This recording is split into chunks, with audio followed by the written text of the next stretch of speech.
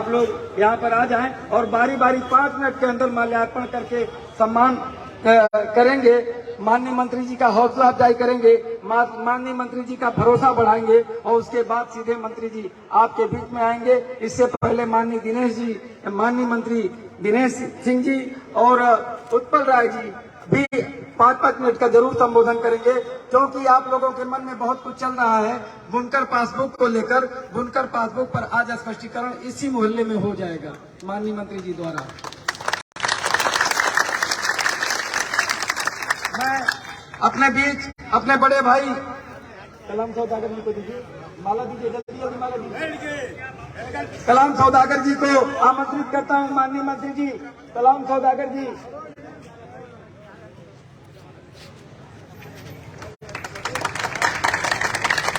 मौलाना रफीक साहब जी हैं क्या मंच पर?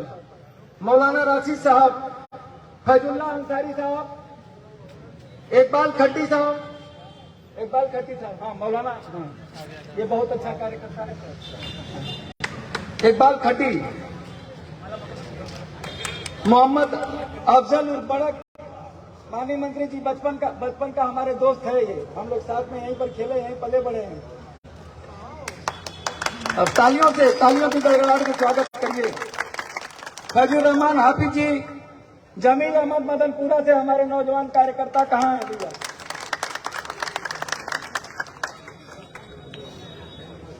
शमशाद अहमद साहब, मोहम्मद असलम साहब,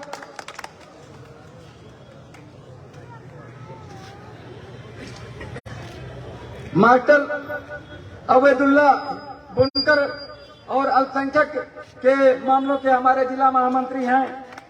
मास्टर साहब से मैं उम्मीद करूंगा कि वो आएंगे और माननीय मंत्री जी का, माननीय उस्मान गनी साहब आए और माल्यार्पण करें।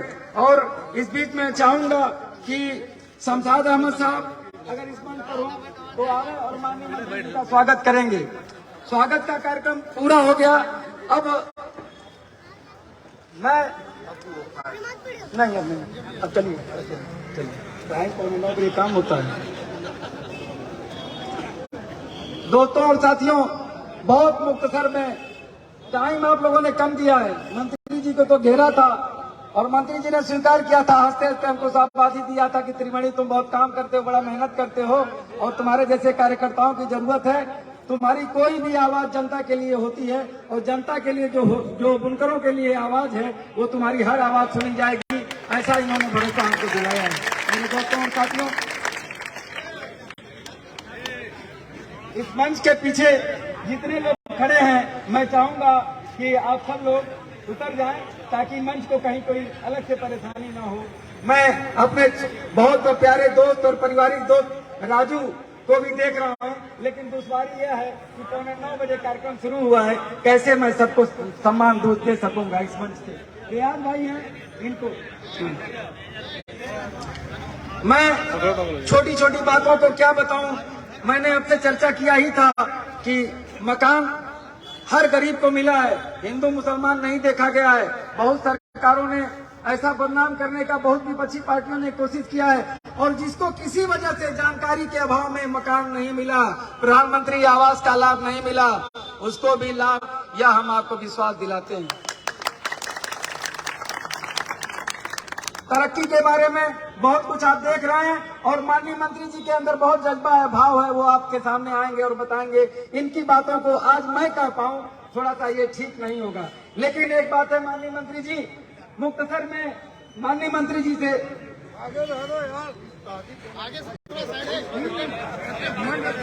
आगे से भैया आप लोग थोड़ा हट जाइए।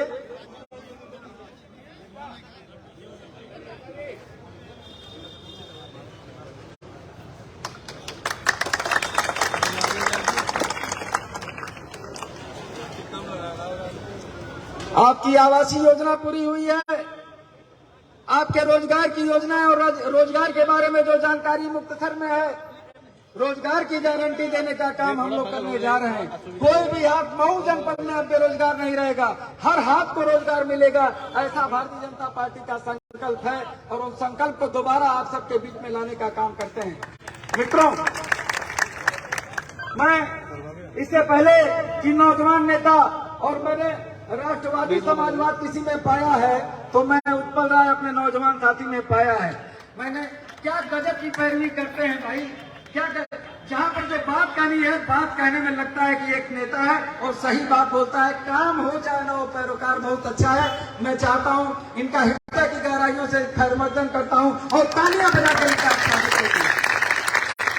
माननीय मंत्री जी, मैं मंच को छोड़ूं, उत्पल राय भाई साहब को मैं बुलाऊं, इससे पहले मैं वकालत करना चाहता हूं बुनकरों की तरफ से और अपने परिवार की तरफ से, क्योंकि इसी बीच में मैं पला बढ़ा हूं और यहीं पर हमारा घर रहा है। और माननीय मंत्री जी, मैं समझता हूं कि आप मेरी आवाज जरूर सुनेंगे और छोटी सी एक अर्जी है, वो ये है कि बुनकर पालतू पर आपने बहुत कुछ किया है, लेकिन गलतफहमियां जितना आपने किया है उससे ज्यादा बढ़ गई है इस भीड़ में, इन नौजवानों में, इन बुनकरों में।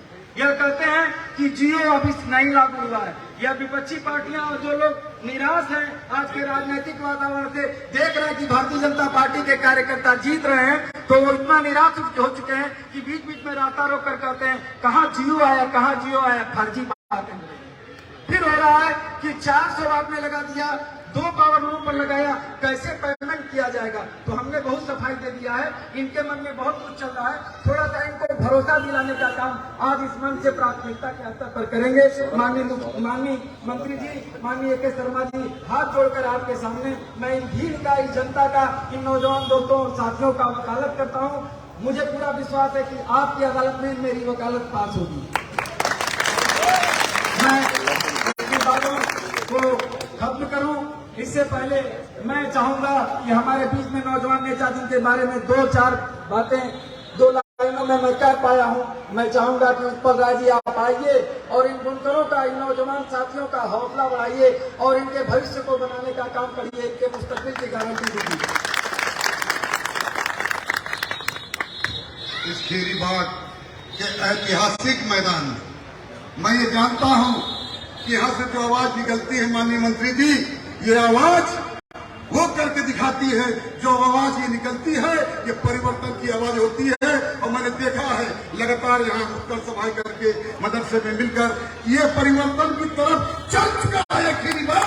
मैं आपको विश्वास दिलाता हूँ कि बुनकर समाज, यह संसद समाज, ये मुस्लिम समाज इस बात तय कर दिया है कि मैं एक समाज के विश्वास के साथ मऊ की तरक्की के लिए, मऊ के विकास के लिए, मऊ में चारों तरफ खुशहाल हो, इसके लिए इन्होंने तय कर लिया है कि मैं इस बार इसमें यहाँ पे परिवर्तन करना चाहता हूँ। लगातार जो 2 बार कभी भाई असद, कभी तैयब, कभी असद, कभी तैयब, तंग आ गए नहीं आप लोग? ईमानदारी से बताइए, सामने माननीय मंत्री जी बैठे हैं, तंग आ गए कि नहीं आप लोग? सामने विकास की गंगा हजारों करोड़ की थैली लेकर आदमी के शर्मा जी बैठे हैं और गांव-गांव जाकर आपके मोहल्ले जाकर विकास की बात कर रहे हैं। और मैंने अभी एक बच्चे को बुलाया था, इसका नाम भी मैं नोट किया था, ताजिर।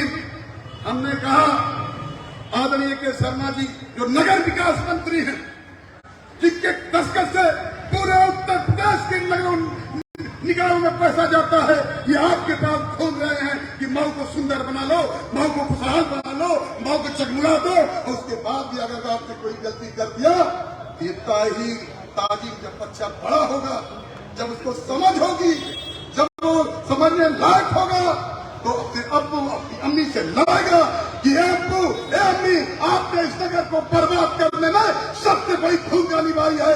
जब नगर विकास मंत्री करोड़ों का सौगात लेकर घूम रहे थे, खीरीबाग के मैदान में आए थे, तब आप लोगों ने ऐसी गलती क्यों कर दिया?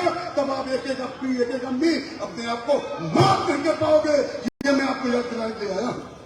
यहाँ पर उत्तर प्रदेश सरकार के मेरे बड़े भाई तेज प्रताप सिंह जी आए हैं, जो सोनिया गांधी तक को हराते हैं, बहुत बड़ी शख्सियत है, उनका स्वागत है।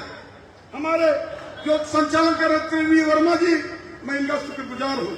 मंत्री जी, जब मैं इस मदरसे में बैठा, ये 1630 का मदरसा ऐसा है, क्यों 1630 में मदरसा बना था, बहुत पुराना मदरसा है। इनके प्रबंधक जी से जब मेरी बात हुई, तमाम नौजवानों से बात हुई, तो लोगों ने कहा कि हमसे वोट नहीं मांगा जाता है, हमसे कोई हमको दूर रखा जाता है। हमने कहा ये आप सिद्ध करके दिखाओ।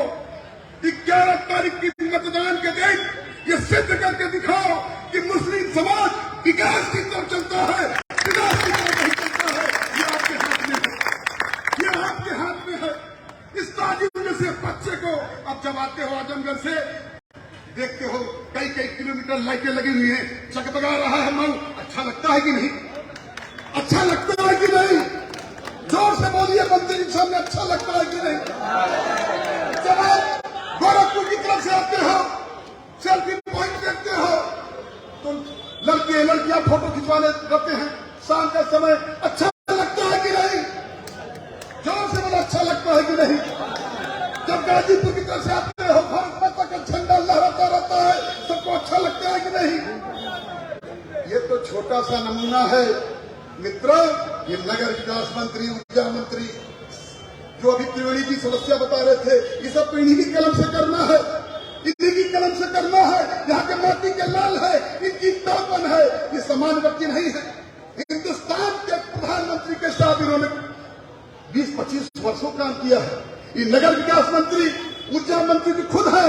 इस मऊ जनपद में आपके विकास के लिए ये क्या क्या कर सकते हैं आप कल्पना करो, जो दुनिया के कई कई देशों में जाकर सलाह देता हो, जिसके नाम पर गुजरात मॉडल उत्तर प्रदेश नहीं देश में चला जाता हो, वो मऊ को क्या कर देगा, इसका चिंतन करना, इसका मनन करना। कभी 11 तारीख को मोहर लगाना। जय हिंद, जय भारत।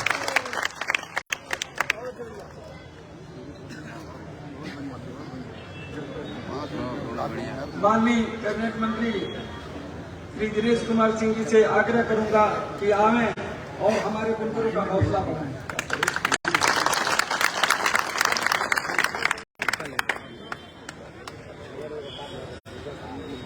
मऊ की पावन भूमि पर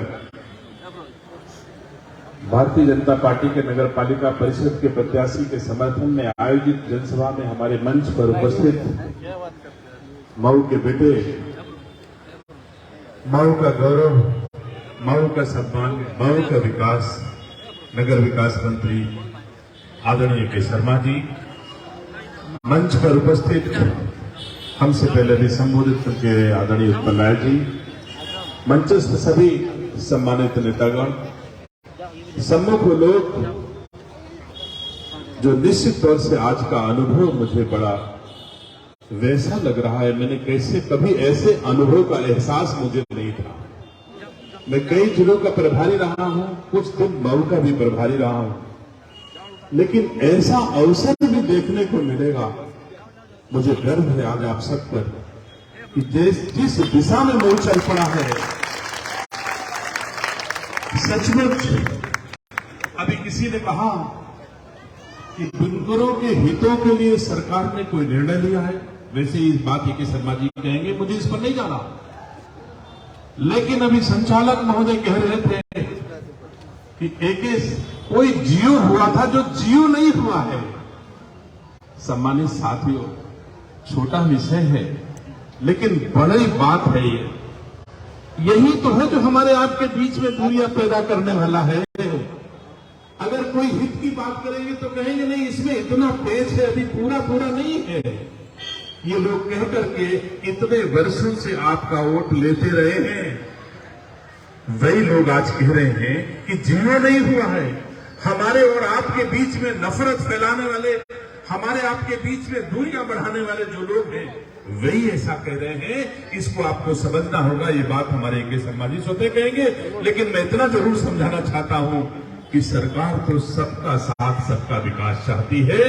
ये आपको भरोसा होना चाहिए। चाहे जिस रूप में आप देख लीजिए, हमारे देश के यशस्वी प्रधानमंत्री जी हो, चाहे उत्तर प्रदेश के यशस्वी मुख्यमंत्री जी हो।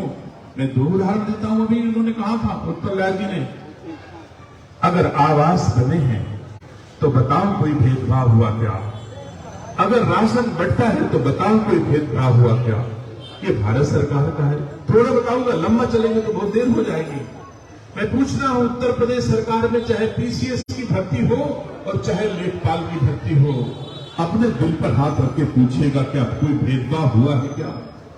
अगर दिनेश सिंह का बेटा हो और चाहे इम्तियाज भाई का बेटा हो, अगर योग्यता इम्तियाज भाई का बेटा रखता है तो उत्तर प्रदेश में नौकरी पाता है। दिनेश सिंह का बेटा अयोग्य होता तो नहीं पाता है। आज देश ईमानदारी की ओर चल पड़ा है, उत्तर प्रदेश ईमानदारी की ओर चल पड़ा है। बस सहयोग आपकी जरूरत है, आप सहयोग दें। मैं ज्यादा लंबा नहीं बोलना चाहता हूं, मैं लौटता हूं फिर नगर पालिका में। सम्मानित साथियों, इस नगर पालिका परिषद का चुनाव क्यों हो रहा है, ये सब काम क्यों होते हैं, इसके पीछे अगर मैं सवाल जवाब करूंगा समय जाएगा। लेकिन ये सही है कि नगर पालिका परिषद का चुनाव सिर्फ मऊ नगर के विकास के लिए ही किया जाता है। ये सत्य है कि नहीं? सत्य है ना, इसमें तो कोई झूठ नहीं है। मुझे बताओ अपने दिल पर हाथ रख करके, मऊ नगर का विकास कौन करा सकता है? एक बार दिल की सुन लो आप। अगर विकास चाहते हो आप, अगर सम्मान चाहते हो आप, अगर भेदभाव रहित आप सोचते हो, तो मुझे बताओ, आपका दिल, आपकी धड़कन कहेगी कि नगर का विकास तो नगर विकास मंत्री का ही प्रत्याशी करा सकता है, कोई दूसरा नहीं करा सकता है।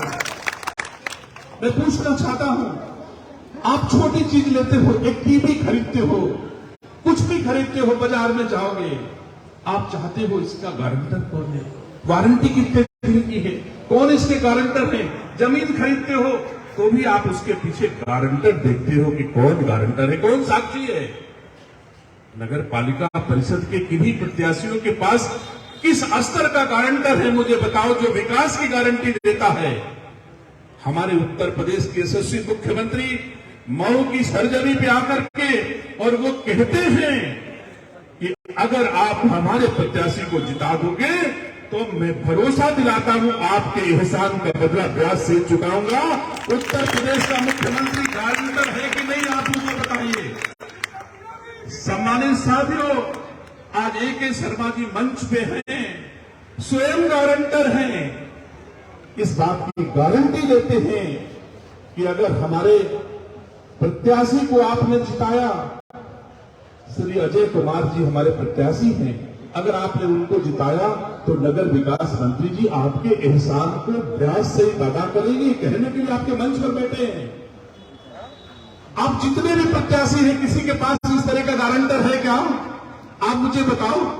अगर मेरी बात सत्य लगती हो तो एक बार हाथ उठा के बताओ, सही है? किसी के पास गारंटर है क्या? नहीं है, नहीं है। सम्मानित साथियों, अब मैं पूछना चाहता हूं, अगर वाकई विकास चाहते हो और अगर अजय कुमार को आप चेयरमैन बना देते हो, अगर अजय कुमार मऊ से चिट्ठी लिखेंगे और वो आदरणीय ए.के. शर्मा जी नगर विकास मंत्री के पास पहुंचती है, तो बताओ मऊ नगर का बजट दुगुना हो जाएगा कि नहीं हो जाएगा? हो जाएगा, हो जाएगा। और कहीं अगर नगर विकास मंत्री ए.के. शर्मा जी ने उस चिट्ठी पर मुख्यमंत्री को पत्र लिख दिया, तो बताओ विकास चौगुना हो जाएगा कि नहीं हो जाएगा? और कहीं नगर विकास मंत्री जी ने उस पत्र को देश के यशस्वी प्रधानमंत्री के यहां भेज दिया, तो बताओ 8 गुना विकास हो जाएगा कि नहीं हो जाएगा? कौन विकास देता है, कौन दे सकता है? लेकिन फेयरली सोचिए, भेदभाव रहित सोचिए। अगर वाकई विकास चाहते हो तो कौन दे सकता है? अगर ये दिल आपका न कहे, सम्मानित साथियों, दिल कहेगा कि विकास कौन दे सकता है। आपका दिल कहता है, परिस्थितियां आपको कभी कभी मजबूर कर देती हैं, दूसरे दल कभी कभी मजबूर कर देते हैं, हमारे आपके बीच में नफरत और दूरियां फैलाने का काम करते हैं। आप मुझे बताओ, सत्य अपने दिल पर हाथ रख के मुझे ये भी बताओ कि आपकी वोट की कीमत कौन समझ रहा आज की तारीख में? कौन समझ रहा है? आपकी वोट का महत्व कौन समझ रहा है? आपकी चौखट में, आपकी अदालत में कौन खड़ा है झोली फैला करके? सम्मानित साथियों, क्या जो लोग ट्विटर पर वोट मांग रहे हैं वो महत्व समझते हैं क्या? एक दूसरी पार्टी के राष्ट्रीय नेता हैं, वो ट्विटर पे कहते हैं, ट्विटर पे वोट मांग रहे हैं, और ए.के. शर्मा जी आपकी चौखट पे खड़े हो वोट मांग रहे हैं। आपके वोट का महत्व कौन समझता है? जो आपके वोट का महत्व समझेगा वही तो आपको बदला दे सकता है कि नहीं दे सकता है। इतने वर्षों से आप वोट देते आए हो, क्या मिलता है? थोड़ा बहुत चूना छिड़कवा दिया होगा, ये मैं मान सकता हूं, इससे ज्यादा कुछ आपको नहीं मिला। लेकिन हमारे मोदी जी ने जो आपको दिया है, अपने दिल पर हाथ रख के पूछे, बिना भेदभाव नहीं दिया है। सम्मानित साथियों, मैं चीज जरूर कहना चाहता हूं, मैं ईश्वर को मानता हूं, आप अल्लाह को मानते हो। ईश्वर और अल्लाह एक है, ये भी हम आप सब जानते हैं। जरा दिल पर हाथ रख के पूछो, जो कुछ लोग मोदी जी के दिए आवास में रहते हैं, मोदी जी के दिए हुए अनाज की रोटी खाते हैं और कहते हैं मैं मोदी जी को हराऊंगा। सम्मानित साथियों, और मोदी जी कहते हैं मैं तो सबका साथ सबका विकास चाहता हूं। आप कहते हो मैं मोदी जी को हराऊंगा और मोदी जी कहते हैं मैं सबका साथ सबका विकास चाहता हूं। सम्मानित साथियों, अंतर बताओ। कोरोना काल आया, सम्मानित साथियों, पूरी दुनिया तबाह हुई। आप जिनको विकसित राष्ट्र कहते हो, अमेरिका, फ्रांस, इटली, जापान, कौन सा ऐसा राष्ट्र का राष्ट्राध्यक्ष है जो कोरोना से ग्रसित नहीं हुआ, बीमार नहीं हुआ? लेकिन हमारे देश के यशस्वी प्रधानमंत्री जी को कभी जुकाम तक नहीं हुआ। ये हमारे साथ ईश्वर है, हमारे देश के प्रधानमंत्री के साथ अल्लाह है। सम्मानित साथियों, क्योंकि वो नेक नियति से इस राष्ट्र के लोगों का भला करना चाहते हैं, सम्मान देना चाहते हैं, राष्ट्र को ऊंचाइयों तक ले जाना चाहते हैं। वो इसमें नहीं फंसना चाहते हैं कैसा हिंदू मुस्लिम है। वो तुष्टीकरण की पॉलिटिक्स नहीं करना चाहते हैं। वो ईद में भी चाहते हैं खुशियां मनाई जाए और होली में भी खुशियां मनाई जाए।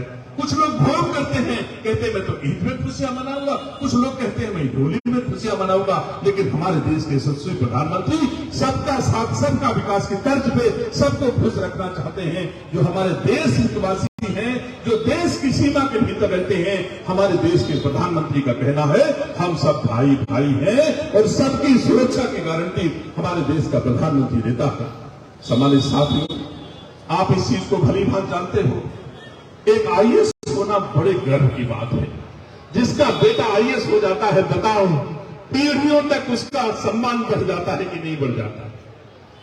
एक आईएएस आपके मऊ में पैदा हुआ और उसने कहा मैं तो मऊ के विकास के लिए अपना सबसे ऊंचा पद छोड़ रहा हूं। बताओ, किसी में इतनी क्षमता है मऊ के विकास के लिए?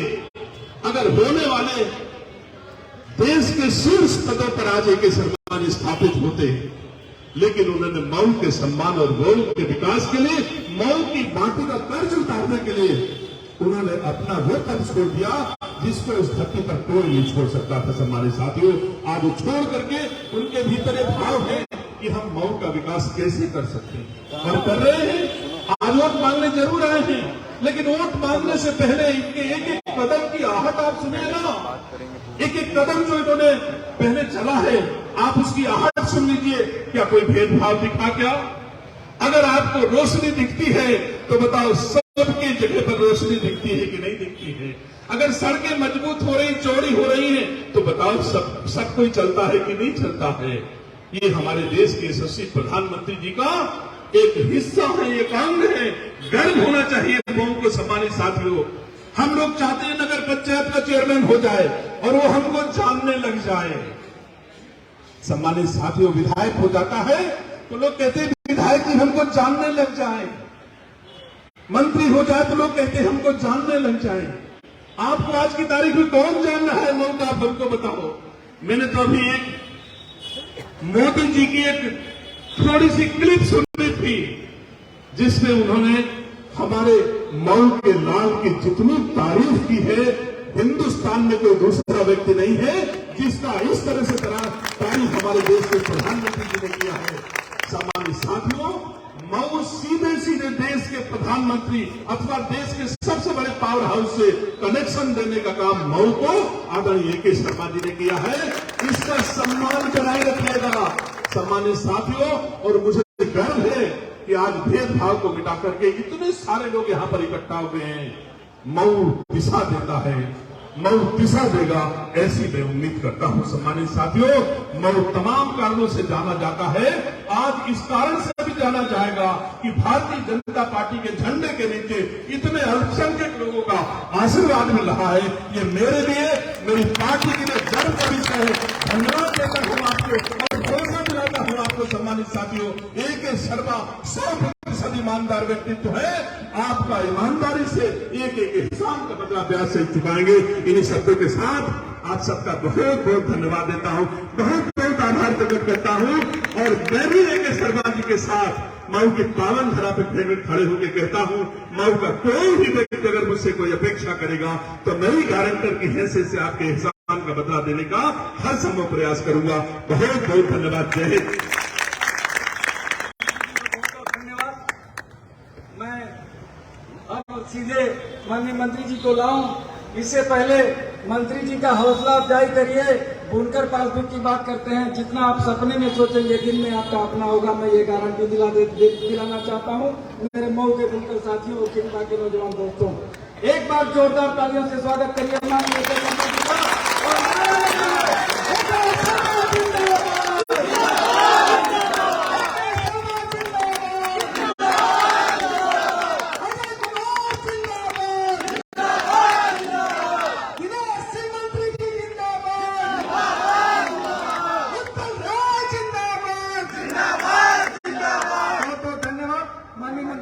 स्पष्टीकरण भी थोड़ा हो जाए कि आपने पासबुक के बारे में क्या जान बताया।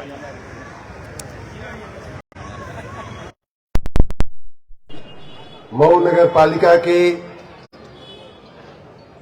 तमाम सम्माननीय जनता,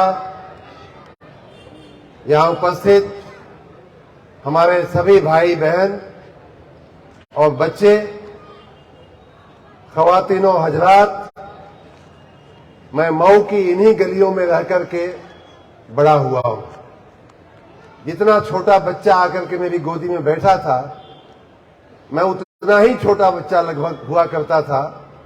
तब से मुझे याद है कि मेरी माँ आप सबकी बनाई हुई साड़ी, आप सबकी बनाई हुई लुंगी खरीदने के लिए आप सबकी इन्हीं गलियों में दर्जी की दुकानें जो चलती थीं, उन दुकानों पे हमारी माँ और हमारे परिवार की महिलाएं आती थी। और उस समय मैं इसी बच्चे की उम्र का एक बच्चा हुआ करता था।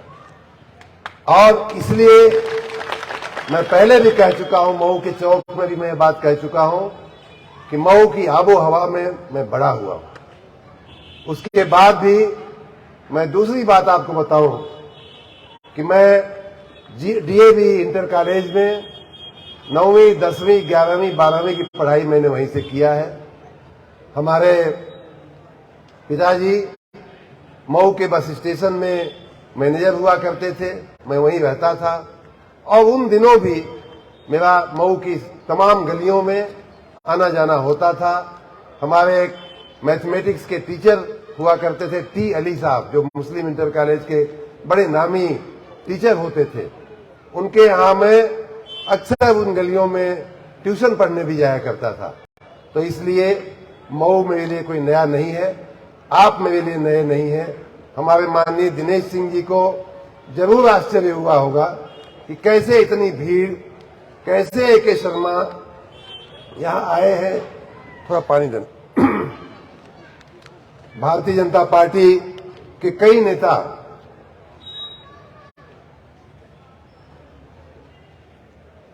हमारे जैसे, हम तो बहुत छोटे नेता हैं, लेकिन आपको मैं ये बताने आया हूं कि हमारे सभी नेता जो हैं और जो सबसे बड़े नेता हैं, वो कभी हिंदू मुसलमान में नहीं माना है उन्होंने। मैंने माननीय नरेंद्र मोदी जी के साथ 20 साल भाइयों बहनों काम किया। जब उन्होंने प्रधानमंत्री आवास योजना चलाई तो आपकी जानकारी के लिए मऊ जिले में कुल 1700 मकान दिए गए हैं प्रधानमंत्री आवास के। उसमें से 4500 मकान से ज्यादा मकान हमारे मुस्लिम परिवारों को दिए गए। इसी मऊ में, पूरे जिले की बात मैंने बताया, मऊ की बात करूं, खाली मऊ की बात करूं तो 7200 मकान दिए गए हैं, जिनमें से लगभग 1600 मकान हमारे मुस्लिम भाई बहनों के परिवारों को दिए गए। शौचालय अगर दिया जा रहा है तो सभी को दिया जा रहा है, उसके न जात पूछी जाती है, न धर्म पूछा जाता है, सबको दिया जाता है।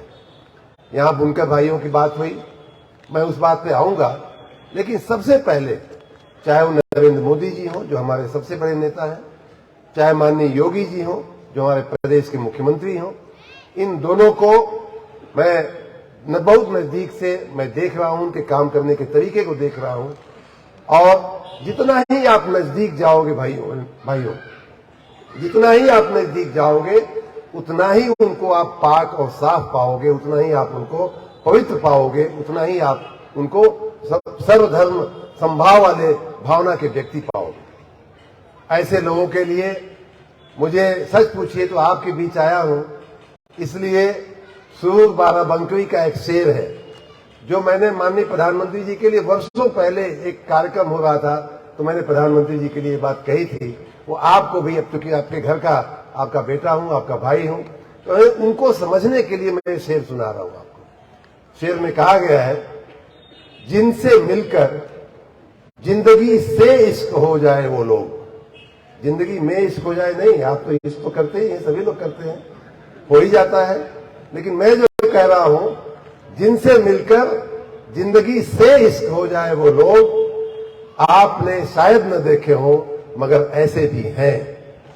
ये शेर है सुरूर बाराबंकी का। भाइयों बहनों, हमारे भारतीय जनता पार्टी के जो नेता हैं वो देश के ऐसे ही नहीं इतने बड़े यशस्वी प्रधानमंत्री बने हुए हैं, ऐसे ही नहीं पूरी दुनिया में जिस हमारे नेता का लोहा माना जाता है उसमें से एक हमारे नरेंद्र मोदी एक नेता है दुनिया के, जिसमें अमेरिका का राष्ट्रपति भी उनसे हाथ मिलाने के लिए पीछे से चल के आता। आपने शायद वीडियो देखा होगा कुछ लोगों ने, वो भी झंकता है कि अरे नरेंद्र मोदी हमसे हाथ मिला ले।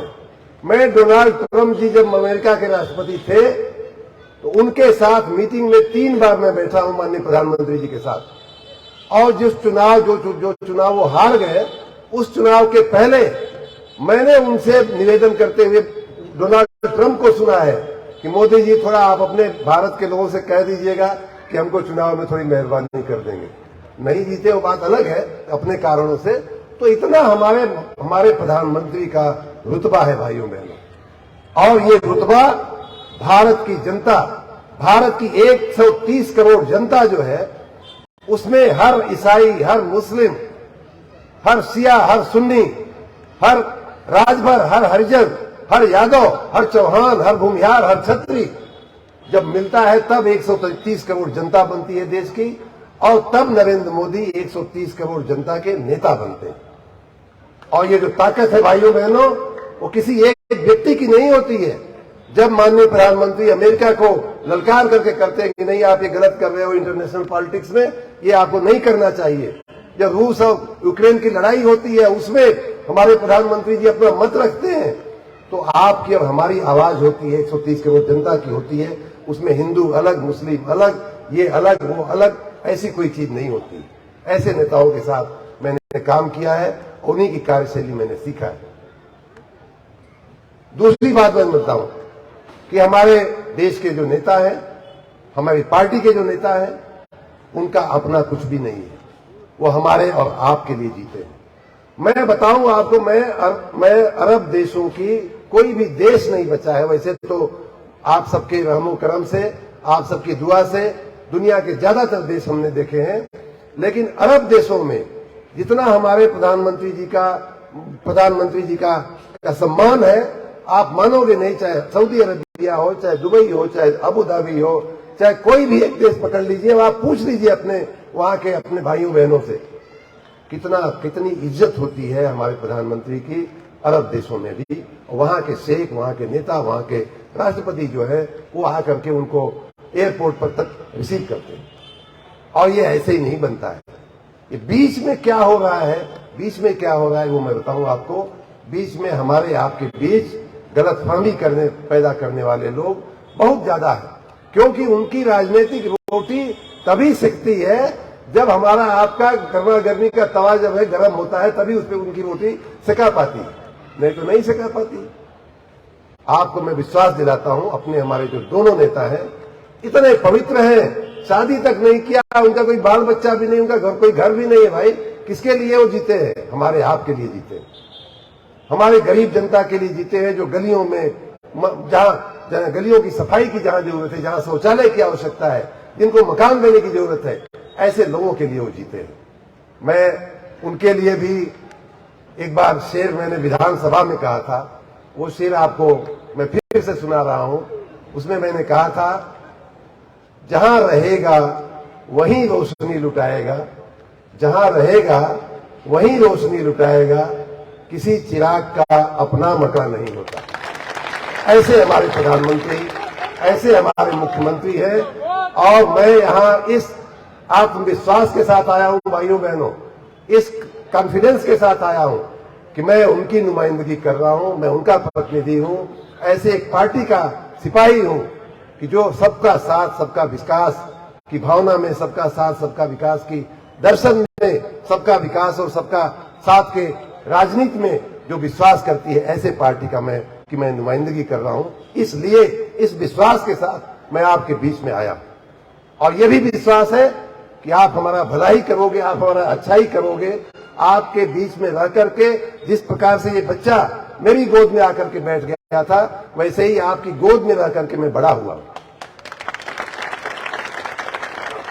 बुनकर भाइयों की बात हुई, बुनकर भाइयों के बारे में इतना भ्रम फैलाया जा रहा है। मैं आपको सुबह तक संभव होगा, आजकल तो फास्ट रात हो गई है, इसलिए मैं अभी ऑफिस खुलवा करके और मंगाना कागज और जियो वो शायद थोड़ा ज्यादा ही हो जाएगा, लेकिन मैं सुबह तक जियो हो गया है आपका और वो आपको सुबह तक मालूम पड़ जाएगा। दूसरी बात, मैं एक चीज और बता दूं आपको कि जब जियो नहीं भी हुआ था और जब अभी सरकार ने फैसला नहीं भी लिया था, तब भी मैं चूंकि बिजली विभाग का मंत्री हूं और मैं मऊ की हकीकत जानता हूं कि एक बुनकर कैसे अपनी रोजी रोटी कमाता है। रात दिन बैठ करके खट उसका लूम चलता है। कई बार तो मुझे इतनी पीड़ा होती थी, मैं मऊ की गलियों में आता था, बच्चा था, बालक मन था, तो मैं अपने पिताजी से पूछता भी था कि बाबूजी ये दिन भर ये लोग खटखट करते रहते हैं, तो उनके घर के बच्चे सोते कैसे होंगे। ये सच में मेरे मन में जवाब, मेरे सवाल आता था। तो ऐसी स्थिति में मुझे मालूम है कि बुनकर भाई लोग, चाहे यहाँ का हो, मऊ का हो, मुबारकपुर का हो, चाहे बनारस का हो, सबकी स्थिति मुझे मालूम है। मुबारकपुर भी मैंने देखा है, बनारस की गलियों में माननीय प्रधानमंत्री जी जब वहां के एमपी बन गए, बनारस की गलियों में मेरा जाना हुआ। और मैंने अपने बिजली विभाग को, मैंने अब आपके बीच में मैं ये राज खोल ही देता हूं, चुपके से मैंने कह भी दिया था कि भाई देखो, बुनकरों का मसला जो है सरकार के विचार में है, सरकार उस पर विचार कर रही है, अभी उनको मेहरबानी करके परेशान मत करो। यहाँ अबू बकर और कई लोग हमारे घर आते थे, आप लोग आते थे, मैं सबको तसल्ली देता था। मैं जब भी अपने गांव आता था तो ये लोग पहुंच जाते थे और सब हर बार मैं कहता था कि आप तसल्ली रखो, हफ्ते में 10 दिन में हो जाएगा। और हमने और हमारे वस्त्र मंत्रालय जो एमएसएमई का जो हमारा विभाग है, माननीय मंत्री सचान जी, दोनों मिलकर के हमने माननीय मुख्यमंत्री जी को कहा कि साहब ये बहुत अहम मसला है, बहुत जरूरी मसला है, इसको निपटाना चाहिए और उनकी मांग जो है बड़ी जायज है। इसलिए माननीय मुख्यमंत्री जी ने भी, योगी जी ने भी आपकी भावनाओं की कदर करते हुए, आपकी मांग की कदर करते हुए उस बात को मंजूर किया। फ्लैट रेट पे देखिए आ भी गया, ये जियो आ भी गया। मैं तो संकोच कर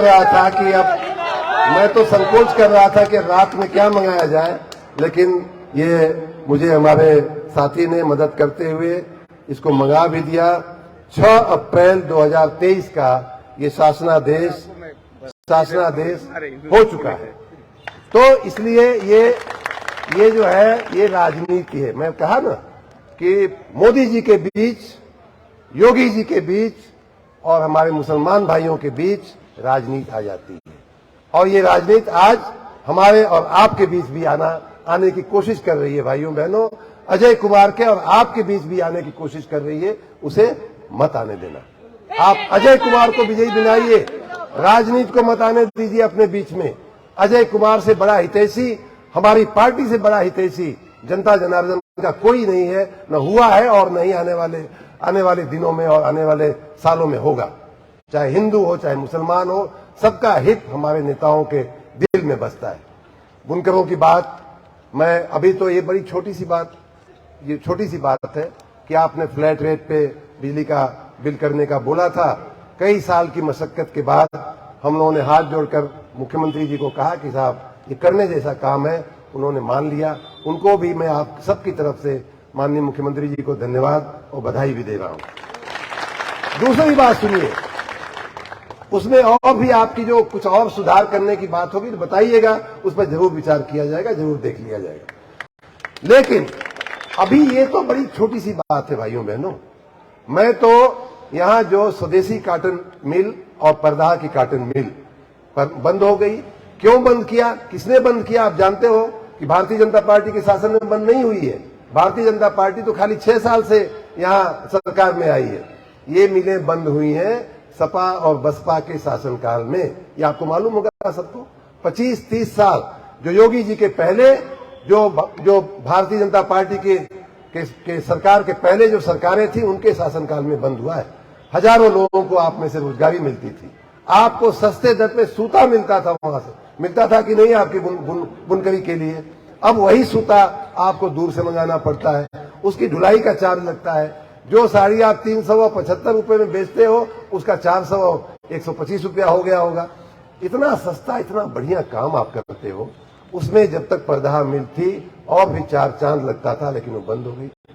तो उन मिलों में मैं प्रयास में हूं और मैंने फिर से माननीय योगी जी की कृपा है, मैंने उस दिन जब वो आए थे तब भी उनका शुक्रिया अदा किया आप सबकी ओर से, मऊ की जनता की ओर से, कि वहां एक बहुत बड़ा एक इंडस्ट्रियल कॉम्प्लेक्स बनने जा रहा है, इंडस्ट्रियल क्लस्टर बनने जा रहा है, जिसमें टेक्सटाइल से लेकर के, सूते से लेकर के, रेशम से लेकर के सभी तरह की फैक्ट्रियां लगेंगी, सभी तरह की कंपनियां लगेंगी। इतना ही नहीं, मेरी मंशा है और उसके लिए मैं उस पर विचार कर रहा हूं। आप में से भी जो बुनकर उद्योग से जुड़े लोग हैं, आपके रहनुमा जो हैं, आपके लीडर जो हैं, वो आएंगे, मुझसे मिलेंगे और मैं उनसे बात करने वाला हूं कि मेरा ये मन है कि जैसे सूरत कैसे आगे बढ़ गया। सोचिए, वो भी साड़ी का ही काम होता था, सूते का ही काम होता था, रेशम का ही काम होता था, लेकिन आज सूरत का उद्योग जो है पूरी दुनिया में विख्यात हो गया है। ऐसा हमारा मऊ का बुनकरी का काम जो है क्यों नहीं पूरी दुनिया में आगे जा सकता है भाई। तो मुझे पता चला, और मैंने चूंकि गुजरात में नौकरी किया है, सूरत मेरा आना जाना हुआ है, इसलिए मैंने खुद देखा है वहां जाकर के कि कैसे इनकी इतनी तेजी से बरकत हो गई, तरक्की कैसे हो गई सूरत में। हमारा मऊ मुबारकपुर क्यों वहीं का वहीं रह गया है। तो उसमें से मुझे पता चला कि उसका आधुनिकीकरण, मॉडर्नाइजेशन आपकी मशीनों का नहीं हुआ। वहां उन लोगों ने आधुनिक मशीनें लगा लिया, कोई बेल्जियम से ले आया, कोई जर्मनी से ले आया, कोई जापान से ले आया है मशीनें। और कहां से क्या मशीन मिल सकती है, क्योंकि ये जानकारी आम आदमी को होती नहीं, आम बुनकर को होती नहीं है। कहां से सस्ते में मशीन मिलेगी, किस मशीन पे आप धागा चढ़ाओगे तो कम मेहनत में वो धागा जो है ज्यादा बढ़िया साड़ी बनाएगा, ज्यादा बढ़िया लुंगी बनाएगा। ये मशीन की जो रिसर्च का काम होता है, वहां एक हैंडलूम हाउस उन लोगों ने बनवाया हुआ है। ऐसा एक हैंडलूम हाउस बनाने का मेरा इरादा है, जिससे कि आपकी बुनकरी के काम में 4 चांद लग सके। अभी ये देखिए, चूंकि सरकारी योजना नहीं है, इसलिए मैं अभी बात कर रहा हूं सरकारी मंत्री के रूप में। ये बात मैं नहीं कर रहा हूं, लेकिन मुझे मऊ की ये जरूरत लगती है। मेरे मन में, ये दिमाग में एक मोटा मोटा खाका अभी हमारे दिमाग में आता है। आप लोगों से बातचीत करने के बाद ही इस पे कुछ आगे हम करेंगे। तीसरी बात मैं बताऊं भाइयों बहनों कि मऊ का जो मिजाज है वो हमेशा प्रगति का मिजाज रहा है, तरक्की का मिजाज रहा है, बरकत का मिजाज रहा है। आप लोगों में, सब में पहले जो मऊ की जो पहचान थी वो एक उद्योग के नगर के रूप में पहचान थी, एक व्यापारिक नगर के रूप में पहचान थी। आप जो लुंगी बनाते थे यहां से लेकर के चेन्नई तक जाती थी, मुझे अच्छे से मालूम है। उन दिनों में जबकि सोशल मीडिया नहीं था, इंटरनेट नहीं था, आपका व्हाट्सएप नहीं चलता था, उस समय भी आप यहां बैठ करके चेन्नई तक और मदुरई और मद्रास तक जो है आपकी लुंगी जाती थी कि नहीं जाती थी।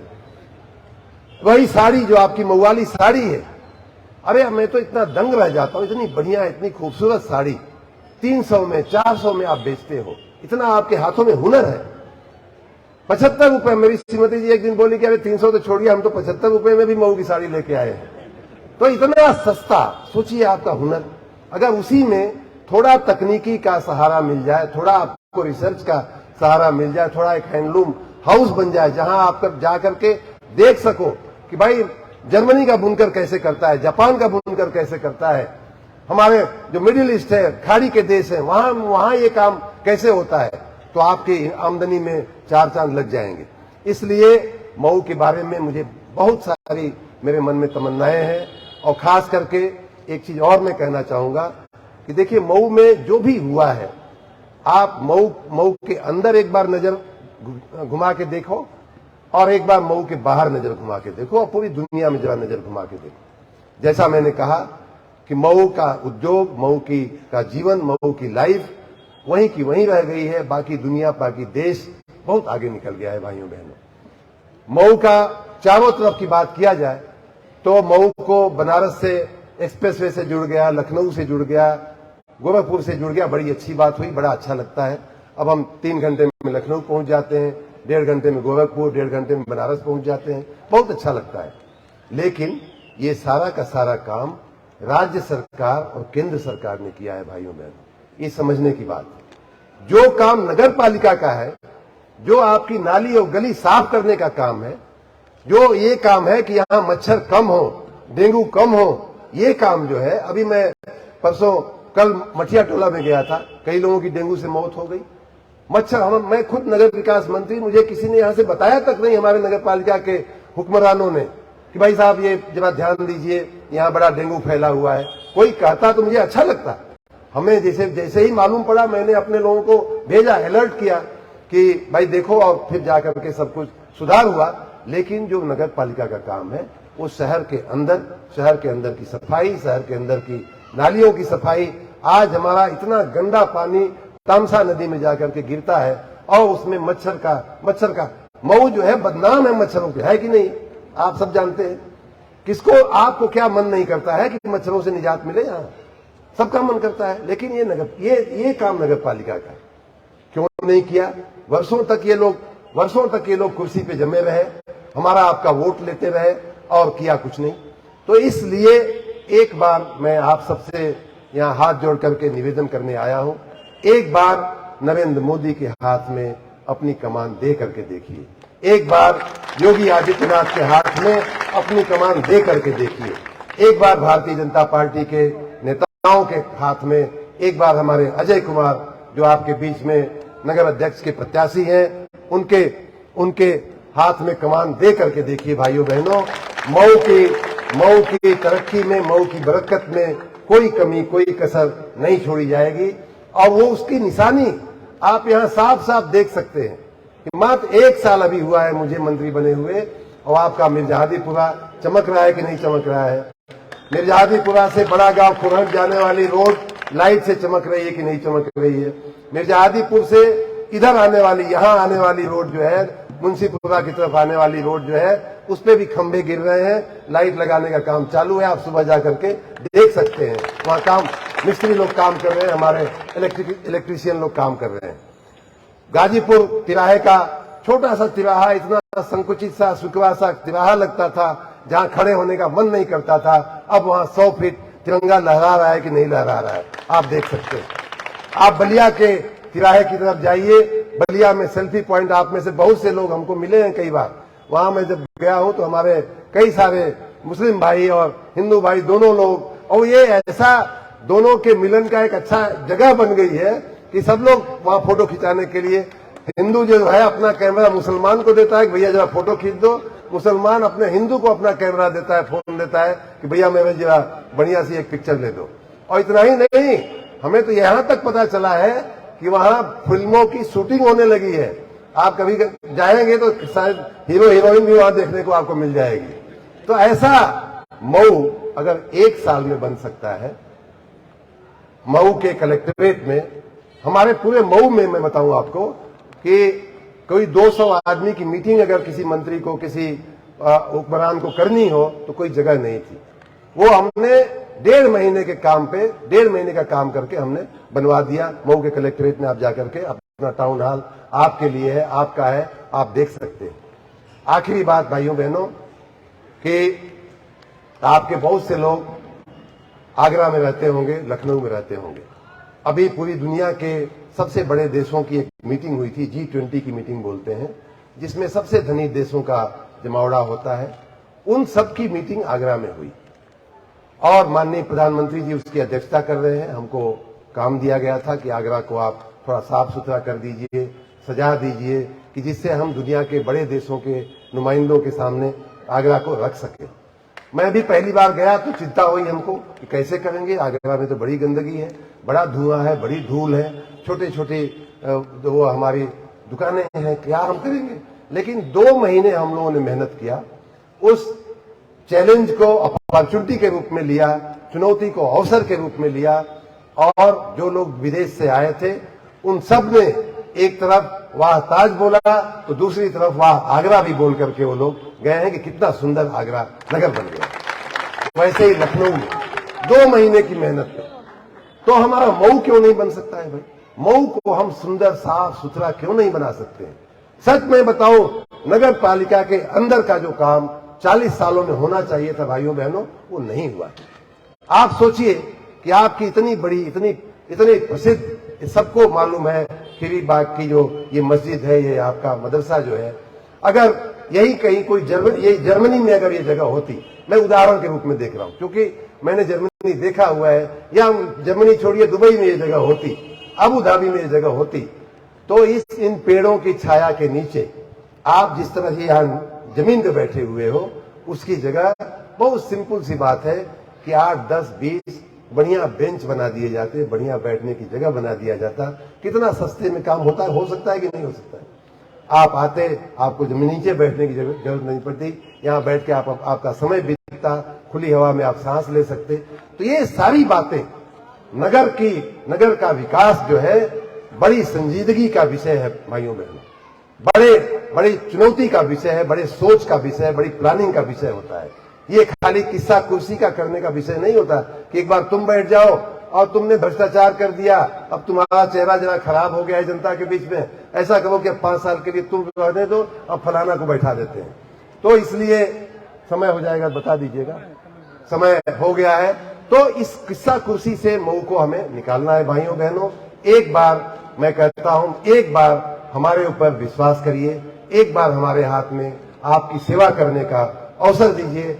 मेरा वादा है हम आपको निराश नहीं होने देंगे, मेरा वादा है हम आपको निराश नहीं होने देंगे। एक आखिरी बात मैं कह दूं आपको, हमको कई लोगों ने, मैं मऊ में काफी दिन से चल रहा हूं, यहां भी आ रहा था, कई लोगों ने कहा कि भाई साहब आपके पास, आप अकेले चलते हो ऐसे कुर्ता और एक गमछा लेकर के, आपके आसपास कोई पुलिस उलिस नहीं होती है क्या? हमने कहा क्या जरूरत है, हम तो अपने घर में जा रहे हैं, अपने लोगों के बीच में जा रहे हैं। तो इसलिए भाइयों बहनों, हम आपके हैं, आप हमारे हैं, हम आपके लिए जिएंगे मरेंगे, जो भी करना होगा आपके लिए करेंगे। और मेरी यही निशानी है, मेरी यही पहचान है कि बेवजह बेहिसाब मुस्कुरा देता हूं, आधे दुश्मनों को यूं ही हरा देता हूं। आपको बहुत नहीं शर्मा जिंदाबाद,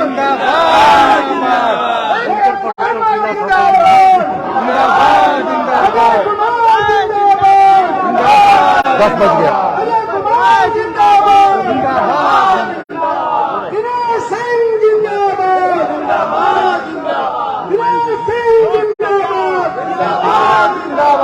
मऊ शहर के बुनकरों बहुत बहुत शुक्रिया। एक बार बुनकर समाज जिंदाबाद, बुनकर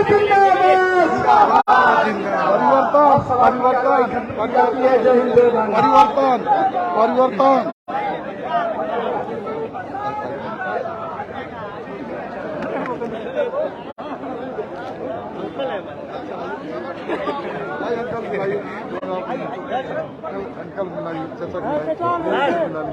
हमारे अंकल है ये। अच्छा, थैंक यू।